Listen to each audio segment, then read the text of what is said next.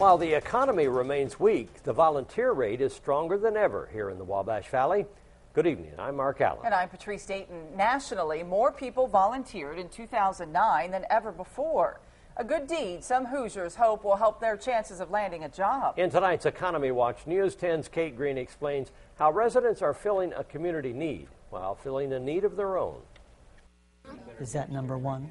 Steve Sr. volunteers 3 days a week here at Rives Hall. I come here to get experience with children and interaction and mentoring. Steve's an elementary education major at Indiana State University. He's hoping this free teaching will land him a paid position in a classroom. And he's not the only one. The volunteer rate is up locally. It's also up statewide. In fact, 30% of Hoosiers volunteered in 2009, which is higher than the national average. We've seen a slight increase between probably the last 2 years. John Etling at the Terre Haute Catholic Charity says the economy may be the reason. Volunteering, I think, is becoming more of an activity that people are doing to replace what's not available to them, and that's jobs.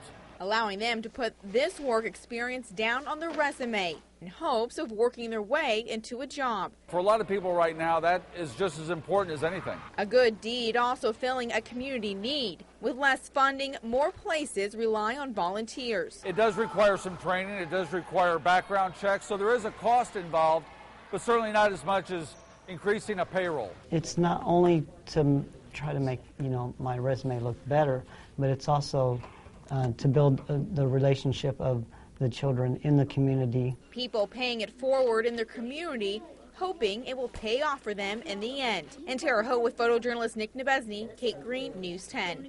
So have you volunteered in the last year, or do you plan to volunteer this year? Let us know by taking our poll attached to this story at WTHI-TV.com.